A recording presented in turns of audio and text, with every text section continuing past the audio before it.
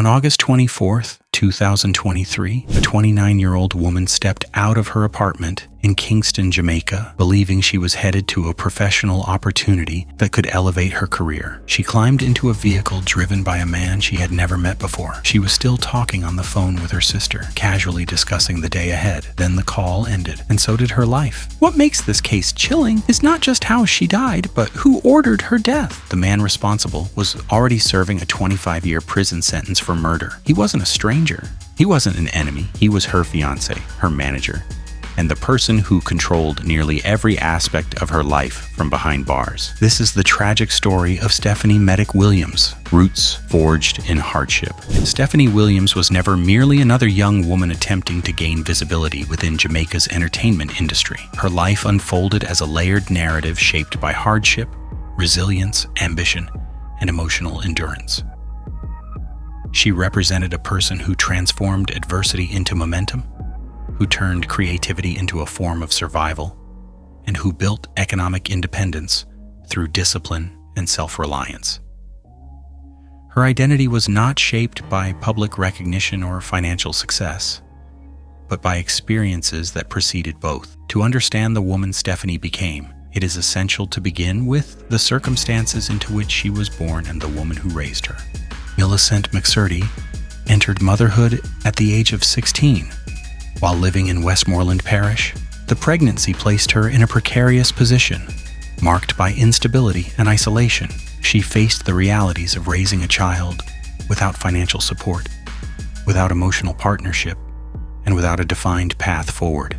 Daily survival required constant calculation. Basic needs such as food were not guaranteed, and periods of scarcity were common. Teenage motherhood under such conditions carried overwhelming pressure, yet Millicent refused to surrender to despair. Her upbringing within the church had instilled values centered on faith, responsibility, discipline, and moral accountability. These principles became the framework guiding her approach to parenting. She committed herself fully to raising her child with structure and integrity, even when resources were minimal and exhaustion was constant. Employment options were limited, but she accepted every opportunity available, often working multiple jobs while enduring physical strain. Stability was not achieved quickly or easily. It was constructed slowly through persistence, sacrifice, and unwavering resolve.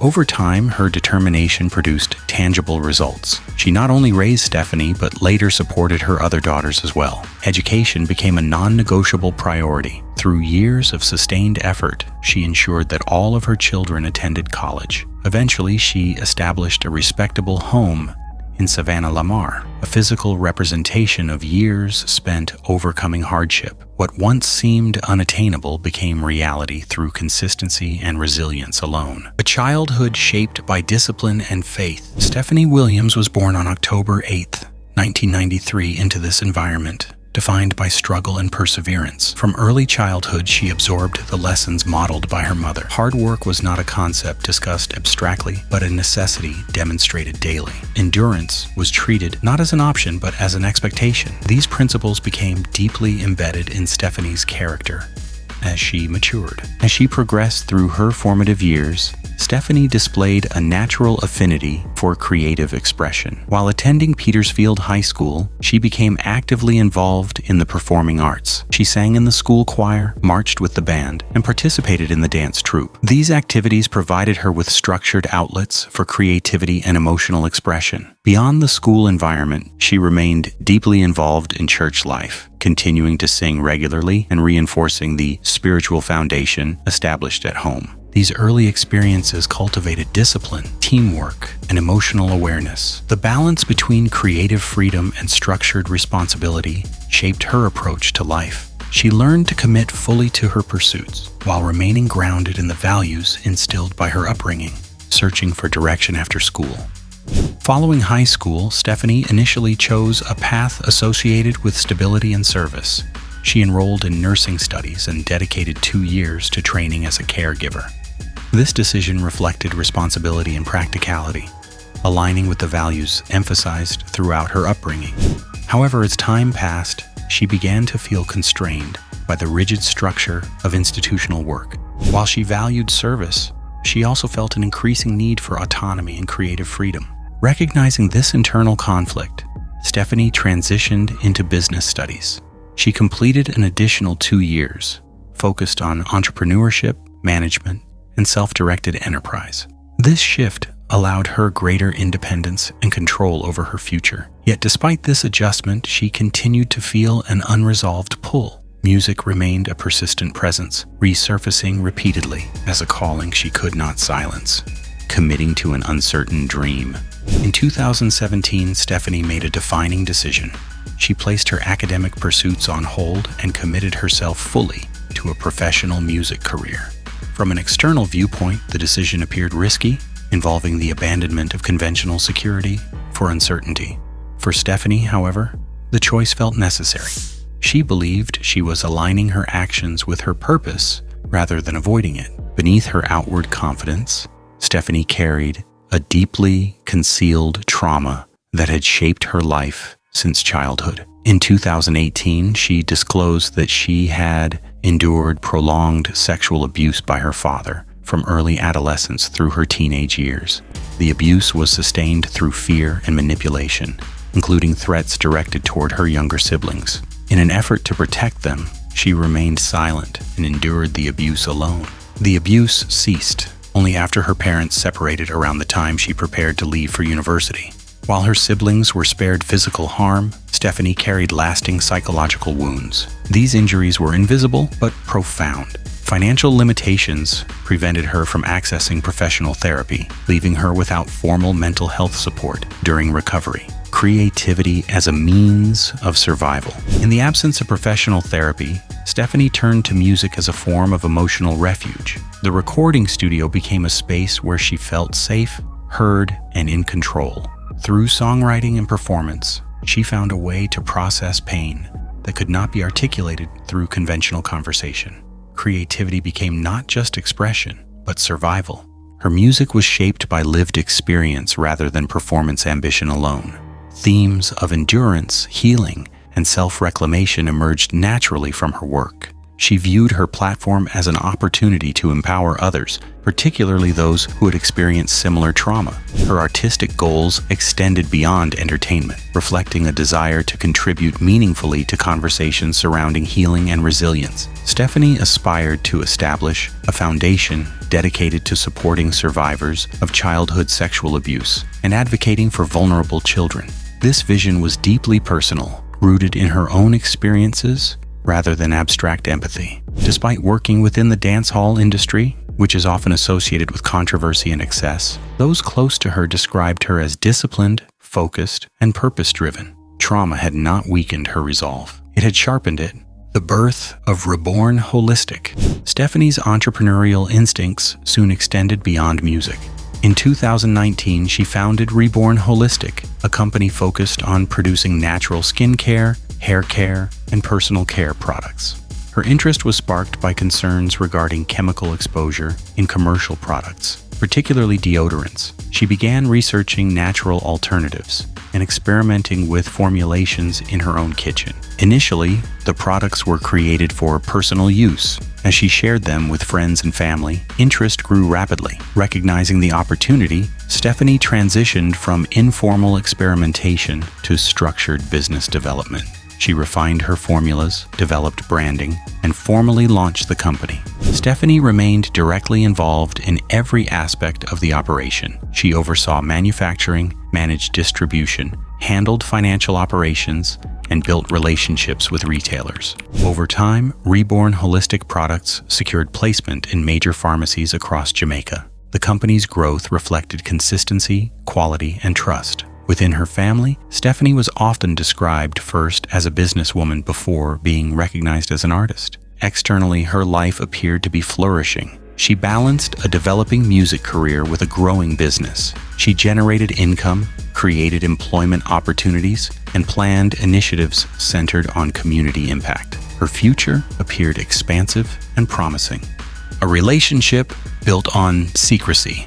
Behind this outward success, Stephany concealed a relationship that would ultimately lead to her death. Shortly after launching her music career, she became involved with Dwight Gale, known publicly as White Knight. Unlike conventional industry professionals, he did not operate from offices or attend public events. He was incarcerated, serving a 25-year sentence for murder, having been imprisoned since 2012. Despite his confinement, he exercised extensive influence over Stephany's life. He functioned simultaneously as her romantic partner, fiancé, manager, and financial sponsor. From within prison, he dictated professional engagements, approved collaborations, and controlled her movements. Through external connections, he maintained access to financial resources and enforcement. Stephany's family knew almost nothing about him. Her mother never met him and never saw an image of him. Stephany presented him as someone living abroad and managing her career remotely. This explanation discouraged questioning and minimized scrutiny. The secrecy isolated Stephany from those closest to her, gradually severing protective support systems, escalating control and violence. As the relationship progressed, control intensified. Jealousy became a driving force. Stephany maintained a close friendship with a man known as M1. To White Knight, perceived threats outweighed reality. Viewing the friendship as disloyalty, he orchestrated a killing from within prison. M1 was murdered, and the killing demonstrated that incarceration did not restrict his reach. Violence could be ordered and executed beyond prison walls. The act reinforced dominance through fear and established the consequences of perceived disobedience. Whether Stephany fully grasped the extent of the danger or felt unable to escape remains unclear. The final days. On August 23, 2023, Stephany contacted her mother requesting prayer. The interaction raised immediate concern. Her mother urged her to return home, sensing danger. Stephany expressed a desire to leave, but explained that business responsibilities prevented immediate departure. Orders related to Reborn Holistic required her attention. The following day, August 24th, unfolded in routine fashion. Stephany conducted business, visited the bank, and communicated with family and friends. She shared plans related to professional obligations and indicated she would be leaving her residence. That afternoon, around 3 o'clock, a driver arrived outside her apartment. Stephany entered the vehicle. Communication ceased shortly afterward. The driver had not been sent by any legitimate management entity. No authentic professional engagement existed. The scenario had been deliberately fabricated. 6 months of searching and uncertainty. Millicent McCurdy refused to accept uncertainty as an ending. From the moment communication with her daughter stopped, she committed herself to finding answers. Days quickly turned into weeks, and weeks stretched into months. Yet her determination did not weaken. She mobilized every available resource, appealing to law enforcement, community leaders, religious organizations, and media outlets. She organized public demonstrations, coordinated search efforts, and offered financial rewards in hopes of generating information. Her actions were driven by faith, maternal instinct, and an unrelenting belief that persistence could break silence. The disappearance became a national concern. Stephany's image circulated widely as family members and supporters pleaded for assistance. Posters were distributed, social media campaigns intensified, and news segments highlighted her case. Despite growing attention, progress remained slow. Investigative leads were limited, and confirmed information was scarce. Each passing day compounded the emotional toll on her family. Yet, Millicent remained visible and vocal, refusing to retreat into private grief, discovery, and confirmation. As the weeks progressed, the uncertainty became heavier. Holidays arrived and passed without resolution. The absence at family gatherings was constant and painful. Still, Millicent continued advocating publicly, maintaining pressure on authorities, and urging anyone with knowledge to come forward. Her resolve became symbolic of a larger struggle faced by families of missing persons, particularly women, whose cases often linger unresolved. 6 months after Stephany entered the vehicle outside her apartment, the search reached a devastating conclusion. On February 14, 2024, human remains were discovered in a remote cane field in St. Catherine. The location was isolated, away from public visibility, and consistent with deliberate concealment.